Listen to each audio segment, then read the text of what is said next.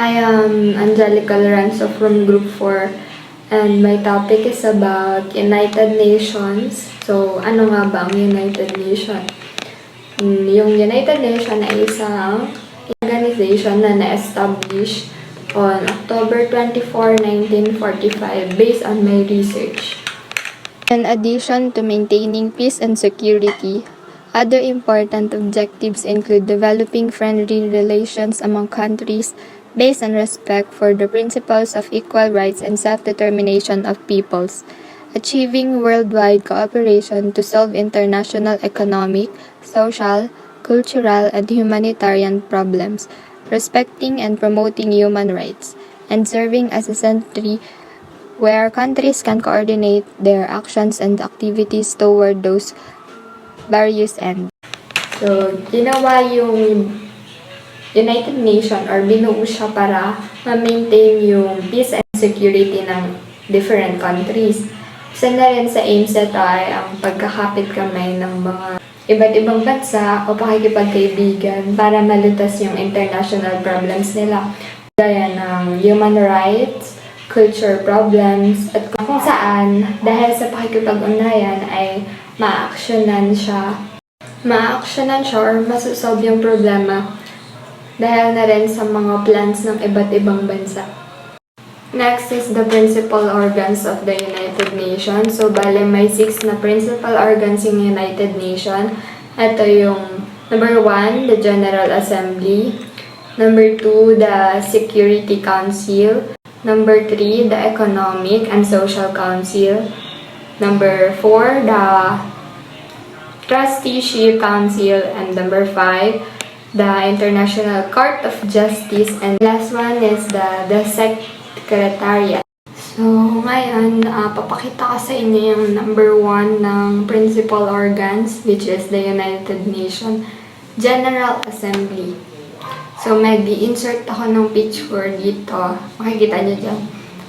Yung first session ng United Nations General Assembly na nangyari noong January 10, 1946 sa Central Hall in London. The Assembly convenes annually and in special sessions, electing a new president each year from among 5 regional groups of states. At the beginning of each regular session, the Assembly also holds a general debate in which all members may participate and raise any issue of international concern. Most work, however, is delegated to 6 main committees: 1. Disarmament and international security, 2. Economic and financial, 3. Social, humanitarian, and cultural, 4. Special political and decolonization, 5. Administrative and budgetary, and 6. Legal. So, dun sa General Assembly nila, dun din nagaganap yung electing of presidents among the 5 regional group of states. And sa unang session ng General Assembly nila, dun din nagda-debate yung mga members na lahat magpa-participate. Pwede silang mag-raise ng iba't ibang issue sa international concern nila na kung saan parang doon nila matatakay or mapaplano kung ano-ano yung pwede nilang gawin para masolusyonan yung yung particular issue na nabanggit sa debate. The UN Charter assigns to the Security Council primary responsibility for the maintenance of international peace and security. Security Council originally consisted of 11 members, 5 permanent and 6 non-permanent, elected by the General Assembly for 2-year terms. From the beginning, non-permanent members of the Security Council were elected to give representation to certain region or groups of states. As membership increased, however, this practice ran into difficulty. An amendment to the UN Charter in 1965 increased the Council's membership to 15, including the original 5 permanent members plus 10 non-permanent members. Next is the Security Council. Bale, yung Security Council, doon din siya na-elect sa General Assembly. Bale, yung Security Council, meron silang 11 members na may-elect, 5 permanent at 6 na hindi permanent. And nung 1965, nag-increase yung council membership ng 15. Bale, yung original 5 na permanent members plus the non-permanent members na 10. Next is the Economic and Social Council. Bale, sila yung binigyan ng power na mag-recommend ng international action sa mga issue na nababato about ng mga ibang countries sa debate. Example na ng dito is the human rights, about the education, sa culture. So, bale, yung ECOSOC, yung nagkakonduct ng studies para ma-formulate or para makagawa ng solution dun sa particular issue na nabato dun sa debate. Next is the Trusteeship Council. The Trusteeship Council, which met once each year, consisted of states administering trust territories, permanent members of the Security Council that did not administer trust territories, and other UN members elected by the General Assembly. Each member had one vote, and decisions were taken by a simple majority of those present. With the independence of Palau, the last remaining trust territory, in 1994, the Council terminated its operation, no longer required to meet annually. The Council may meet on the decision of its President on a request by a majority of its members, by the General Assembly, or by the Security Council.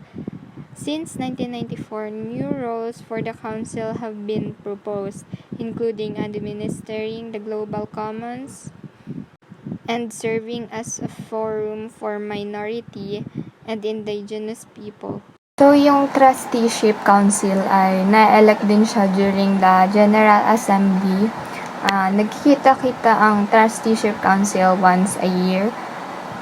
Kasama yung mga administering ng trust territories, permanent members ng Security Council, tsaka yung mga UN members. Bale, mag-e-elect sila each na member na makaka-attend or present dun sa araw na yon. Yun yung mga may pagkakataong bumoto para sa Trusteeship Council. So, bale ngayon, since 1994, bale hindi na sila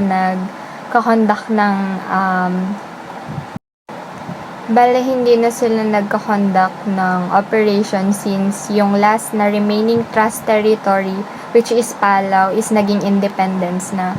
So, ang ginawa ng dahil nga naging independence na yung Palau, na which is dapat yun yung task nila, ang ginawa na lang ng UN is gumawa na lang sila ng bagong role or task para sa Trusteeship Council. Ang ginawa nila, ang bagong task ng Trusteeship Council ay yung mag-serve ng mga forum para sa mga bata at sa mga indigenous people. Next is the International Court of Justice. So, the Court of Justice is composed of 15 judges who are elected for terms of office of 9 years by the United Nations. There are 5 seats for Western countries, 3 seats for African states, 2 for the Eastern Europe states, 3 for the Asian states, and 2 for the Latin America and Caribbean states. The court's role is to settle in accordance with international law legal disputes submitted to it by states and to give advisory opinions on legal questions referred to it by authorized United Nations organs and specialized agencies. The last one is the Secretariat. Yung Secretariat yung nagpo-produce ng agenda para sa mga meeting Kunyari sa General Assembly nila, sila yung nagpapatawag ng mga members, tumatawag sa mga members sa mag-organize ng meeting. Kunwari magta-travel sila, dun sila magmi-meeting, sila yung bahala sa expenses, magbo-budget, sila din yung and yung secretariat din yung responsible na mag-prepare sa mga reports, studies, and investigation.